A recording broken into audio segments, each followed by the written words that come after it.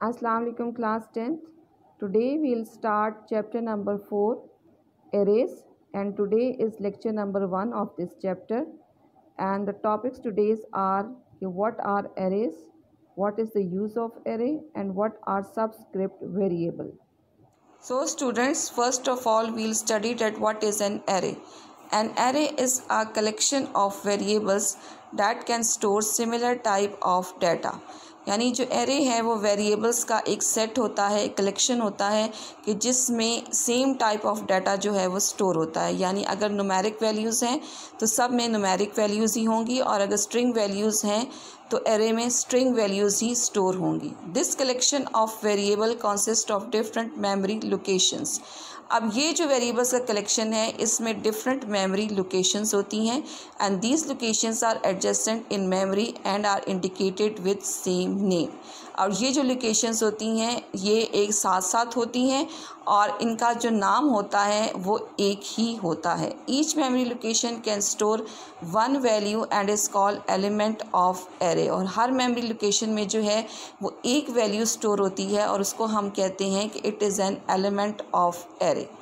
The elements of the array are accessed with reference to their position or location number।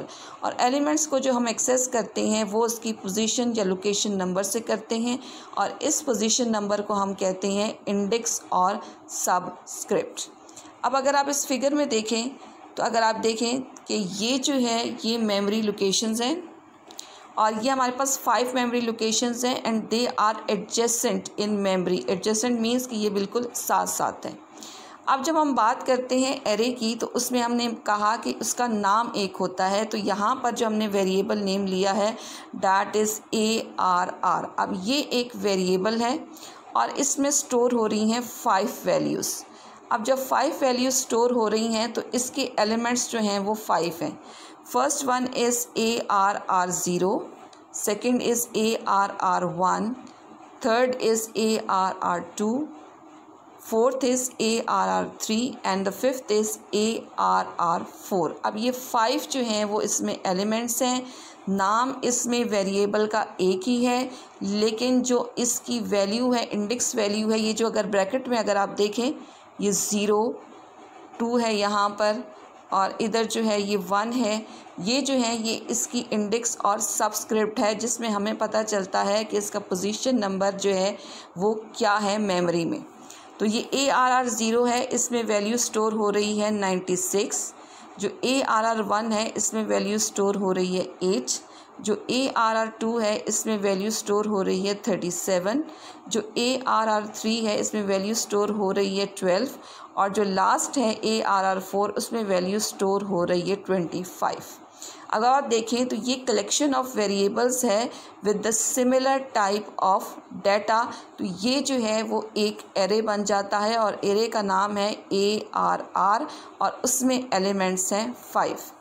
अब अगर आप इस दूसरी फिगर में देखें तो ये जो है इसमें स्ट्रिंग वैल्यूज़ जो हैं वो स्टोर हो रही हैं, सारी की सारी स्ट्रिंग वैल्यूज़ हैं, और इसमें जो एरे नेम है डैट इज़ n, और साथ में डॉलर साइन यूज़ इसलिए हुआ है क्योंकि ये इसमें तमाम की तमाम स्ट्रिंग वैल्यूज़ हैं। अब जो पहला एलिमेंट है वो है ज़ाहिर 0 से स्टार्ट हो रहा है, उसमें वैल्यू स्टोर हो रही है सलीम। उसके बाद नेक्स्ट इज़ $1, यानी ये कि सेकंड एलिमेंट है, उसमें वैल्यू स्टोर हो रही है आसमा। थर्ड वन इज़ $2 और इसमें वैल्यू स्टोर हो रही है मजीद।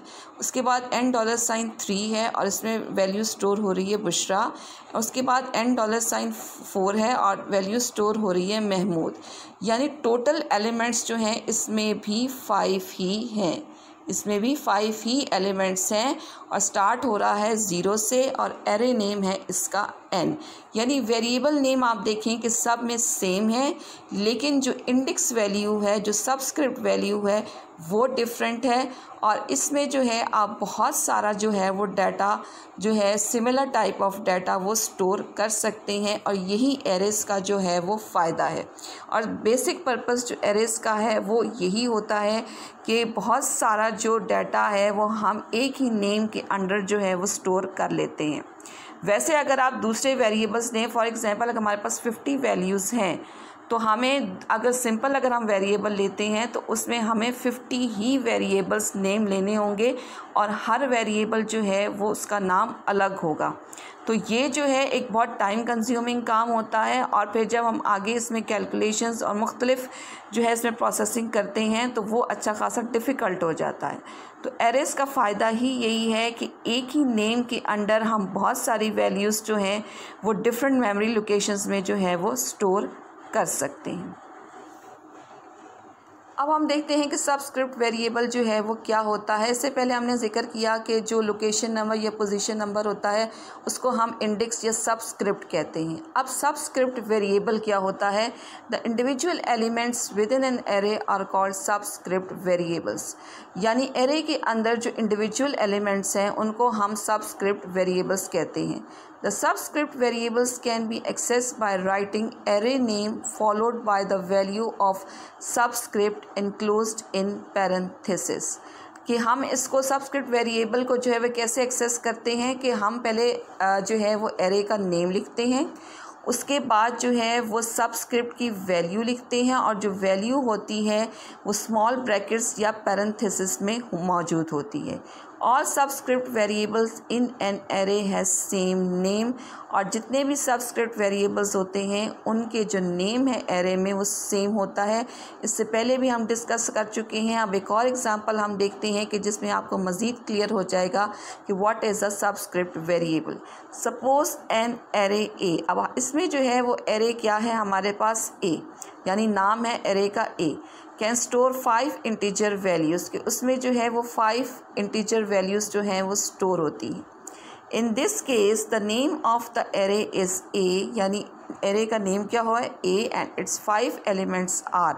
अब इसके 5 एलिमेंट्स कौन कौन से हैं? जैसे कि आपको बताया कि सबस्क्रिप्ट वेरिएबल क्या होता है कि उसमें एरे नेम होता है और उसके बाद जो है उसकी सबस्क्रिप्ट वैल्यू होती है और साथ में जो है वो ये स्मॉल ब्रैकेट्स पैरेंथेसिस होते हैं। तो ये आपका हो गया सबस्क्रिप्ट वेरिएबल। तो फर्स्ट एलिमेंट जो है that is A0, then A1, A2, A3 and A4। तो ये 5 एलिमेंट्स जो हैं वो उसमें हो गए। The values written in parenthesis along with array name indicate subscript values.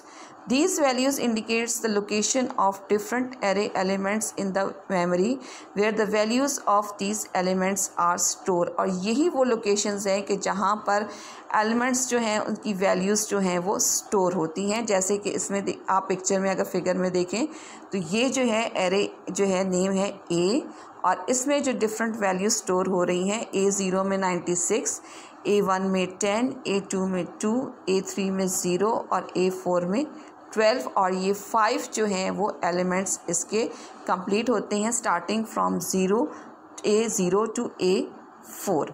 अब इसमें एक और बात जो है बच्चों आपको बताती चलूँ कि सबस्क्रिप्ट वेरिएबल में जो इंडेक्स वैल्यू है इसमें नेगेटिव वैल्यू नहीं होती, यानी माइनस की वैल्यू या पॉइंट में जो है वो हम इसको नहीं लिखते।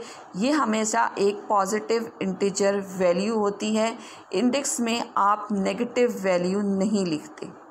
तो ये था कि what is an array and what are subscript variables.